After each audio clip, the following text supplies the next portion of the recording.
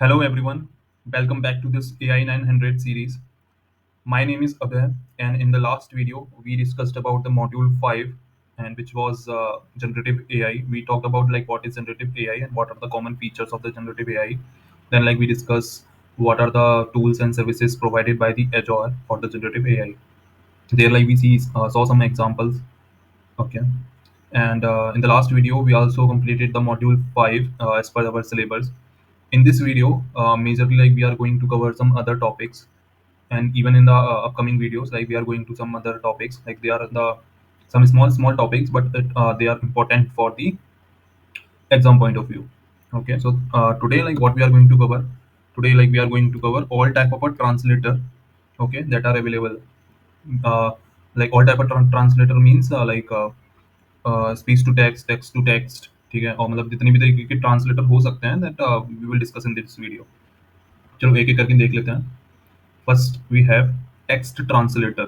ठीक है, तो ये क्या करता है? Text translator will only translate text to text. Like अगर आपने कोई भी इंग्लिश में अपना पैराग्राफ डाला और आप चाहते हो कि वो इंग्लिश में आ जाए, फ्रेंच में आ जाए, तो it will translate your language. ठीक है, ये एक तरीके से गूगल ट्रांसलेटर भी होता है. मतलब गूगल ट्रांसलेटर में भी सेम चीज़ होती है. हम गूगल पे कुछ भी डालते हैं, उसका हम उसकी लैंग्वेज चेंज कर सकते हैं. तो it is just a similar thing.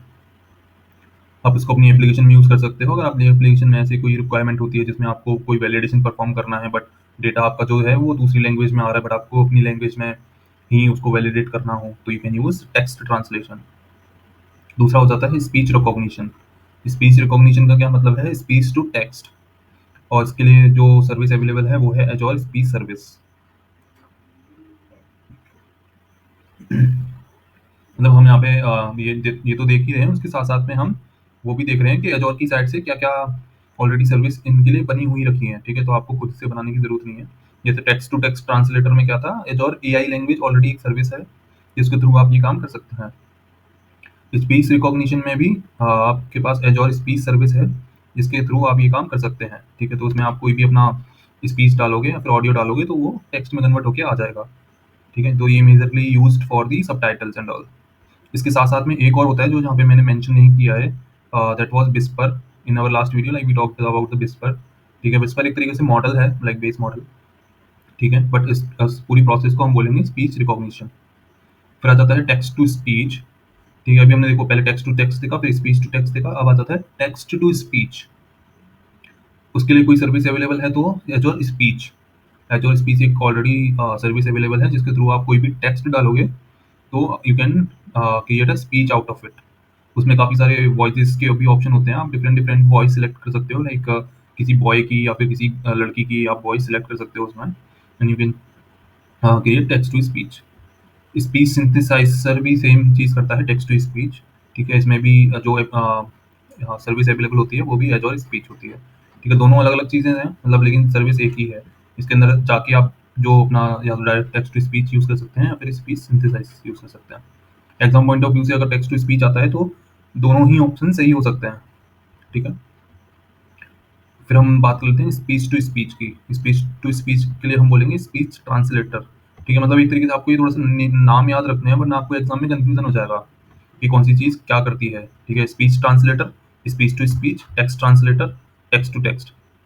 ठीक है, जहाँ पे भी ये नॉर्मल ट्रांसलेटर आ जाता है वो तो उसी का सी में है. ठीक है, अलग से कुछ नहीं है. रिकॉग्निशन में text to speech to text, synthesis में टेक्स्ट टू स्पीच. ये थोड़ी थोड़ी चीज़ें हैं जो आपको याद रखनी है वरना एग्जाम में कंफ्यूजन होता है. वीडियो ट्रांसक्रिप्शन, इसके नाम से ही समझ में आ रहा है वीडियो ट्रांसक्रिप्शन का. वीडियो वीडियो की जो ऑडियो है उसके निकाल के टेक्स्ट मिल जाता है हमको, तो ये भी एक तरीके से आप सब टाइटल के लिए यूज़ कर सकते हैं. ठीक है, आपका अगर आपकी कोई वीडियो है आप उसको अपलोड कर सकते हैं, उसमें से आपके टेक्स्ट निकल के आ जाएगा, तो you can use that in the sub title. फिर आ जाता है इमेज टेक्स्ट है वीडियो. इससे भी आप ये समझ सकते हैं like video text to text. इसको ऐसे समझो, मतलब जो इमेज में टेक्स्ट है और जो वीडियो में टेक्स्ट है उसको ये निकाल के टेक्स्ट दे देता है हमको. मतलब एक तरीके से वीडियो ट्रांसक्रिप्शन का क्या था, उसमें जो ऑडियो है, लाइक उस वीडियो में जो भी आवाज़ आ रही है वो आवाज़ को पकड़ के टेक्स्ट में कन्वर्ट करता था. बट इस केस में वो क्या करेगा, कोई भी इमेज है या फिर वीडियो है उसके अंदर अगर कोई टेक्स्ट लिखा हुआ है, तो वो उस टेक्स्ट को निकाल के आपको टेक्स्ट दे देगा। आई होप आपको इन दोनों में से अंतर समझ में आया होगा। ठीक है? एक तो सिर्फ़ ऑडियो से टेक्स्ट, एक जो ऑलरेडी उस फ्रेम में जो टेक्स्ट है, उसको निकाल के आपको टेक्स्ट दे देता है। फिर आ जाता है कस्टम न्यूरल वॉइस। ठीक है? ये भी टेक्स्ट टू स्पीच का ही ऑप्शन होता है। यहाँ पे हमने जैसे देखा टेक्स्ट टू स्पीच के 2 ऑप्शन थे। उनमें एक और ये ऑप्शन होता है जिसमें आप खुद की वॉइस को यूज़ कर सकते हैं when you are trying to text to speech. मतलब इनमें क्या होता है ऑलरेडी प्री डिफाइंड कुछ वॉइसेस होती हैं, आप वो यूज़ कर सकते हैं। बट अगर आप चाहते हैं कि आपकी जो वॉइस है आप वही यूज़ करें, तो आप एक सैंपल रिकॉर्ड करके आप अपना पहले अपलोड कर सकते हैं। फिर जब वो सैंपल रिकॉर्ड हो जाएगा, उसके बाद आप वो पर्टिकुलर वॉइस, उस particular pitch you can use in your project. तो आप जब भी फिर टेक्स्ट डालेंगे तो आपकी स्पीच बन के आ जाएगी। आई होप आपको ये सारी ट्रांसलेटर समझ में आया हो। Thanks for watching guys. अगर आपको वीडियो अच्छी लगी हो तो please like, share and subscribe my channel and we will see part 11, and there like we will cover some other topics of this AI 900 series. Thank you.